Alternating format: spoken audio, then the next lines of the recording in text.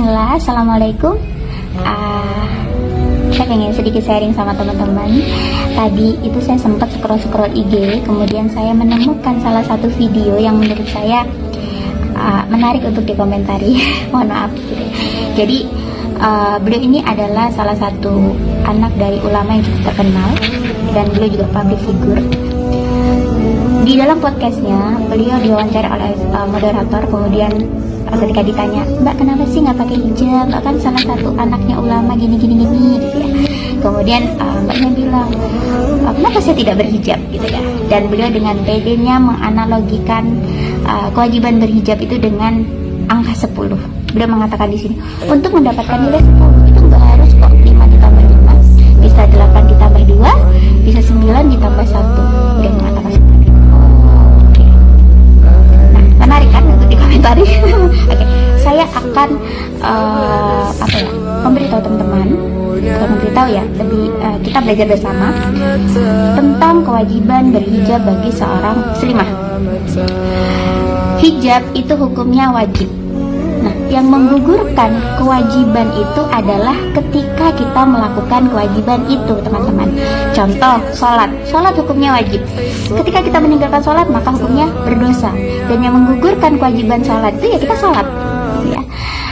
Misalnya nih, kita lagi dalam kondisi sakit, boleh sholat dengan tiduran, boleh dengan duduk dan sebagainya. Itu namanya memudahkan. Tapi yang namanya wajib tetap kita lakukan. Sama halnya dengan hijab. Ya, kewajiban berhijab itu jelas banget perintahnya di An-Nur ayat 31 dan Al-Ahzab ayat 59. Teman-teman bisa baca di sana. Hijab itu kan penutup. Penutup di sini terbagi menjadi 2 kategori. Apa itu? Khimar dan gamis. Himar seperti apa? Himar dijelaskan dalam surah An-Nur ayat 31 bahwa berhimar itu seperti apa? Tidak berpunuk unta. Berpunuk unta itu yang cepol gede-gede di sini, teman-teman. Kemudian harus menutup dada gitu ya. Tidak nerawang. Itu himar yang syar'i. Kemudian gamis dijelaskan sama Allah di dalam surah Al-Ahzab ayat 59. Seperti apa sih gamis itu gitu ya?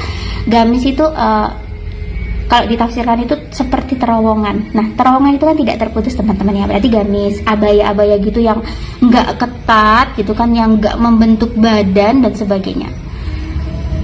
Kalau bergamis masih ketat, itu gimana teman-teman? Saya memaklumi sih, tapi itu namanya kita tidak syar'i gitu ya. Dan itu berhijab tapi telanjang dong gitu ya. Tubuhnya masih bisa dinikmatin, lekuk tubuhnya, keindahan tubuhnya masih bisa dinikmatin oleh semua mata gitu kan. Masya Allah gitu ya teman-teman gitu. Dan aku agak kesel ya dengan kalimat-kalimat yang mengatakan nggak usah dia berhijab dulu gitu ya, yang penting hatinya baik. Teman-teman, kewajiban berhijab itu bukan dari hati, tapi dari kepala sampai kaki.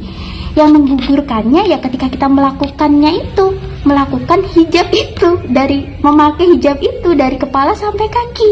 Gitu loh teman-teman. Mau hatimu sebaik malaikat, kalau kewajibannya tidak dilakukan ya tetap tidak gugur, dosanya tetap akan sama. Gitu loh. Ibaratnya ini orang ikut lomba lari tapi dia nggak daftar, mau lari sejauh manapun ya dia nggak akan menang gitu loh teman-teman. Gitu, jadi nggak bisa cuma di batin aja tuh nggak bisa. Nanti kalau di akhirat ditanya Allah, ya Allah kenapa saya nggak masuk surga? Ya udah, biarkan surga cukup di hatimu. Gimana dong? Gitu ya teman-teman. Jadi yuk berhijab sesuai dengan Al-Quran dan Sunnah gitu ya. Nggak apa-apa masih orakan pakai hijab, itu nggak apa-apa teman-teman. Dengan kita berhijab itu bisa menjadi benteng kita. Percaya nggak? Nggak mungkin kan kita pakai hijab syar'i, pakai cadar, kemudian kita kelabing. Nggak mungkin kan kita pakai hijab syar'i, pakai cadar, kemudian kita berteman dengan laki-laki tanpa batas, gitu kan? Akan menjadi benteng sendiri, teman. Akan tumbuh rasa malu, akan tumbuh rasa, oh aku ini berhijab. Jadi berhijab itu bisa menjadi benteng atas langkah-langkah kita pada kemaksiatan. Dan semoga dengan berhijab ini Allah jaga kita gitu ya. Allah jadikan kita seorang muslimah yang baik, yang bisa menjaga diri, yang bisa melindungi diri, kayak gitu. Gitu loh teman-teman. Jadi kalau berhijab itu ya wajib hukumnya. Bayangin nih, teman-teman sudah umurnya 30 tahun misalnya. udah balik biasanya dari usia berapa nih anak perempuan? Sekarang lebih cepat sih gitu, biasanya dari 11 tahun mungkin udah balik ya. Bayangin, selama itu kita berdosa jika tidak berhijab, terus meninggal gitu ya teman-teman. Hijab terakhir kita kain kafan, Masya Allah, menyesal di akhirat, percuma gitu ya. Allah itu sudah menunjukkan kepada kita, ini loh jalan ke surga, ini loh jalan ke neraka. Sudah dikasih petunjuknya sama Allah, dan kita ini sok-sokan mau ngatur diri kita sendiri, nggak bisa teman-teman. Kita mau ikut ide para feminisme yang mengatakan bahwa wanita itu harus setara dengan laki-laki, wanita itu harus bla bla bla, nggak bisa gitu ya. Kita hidup nggak akan pernah bisa keluar dari fitrah kita sebagai perempuan gitu.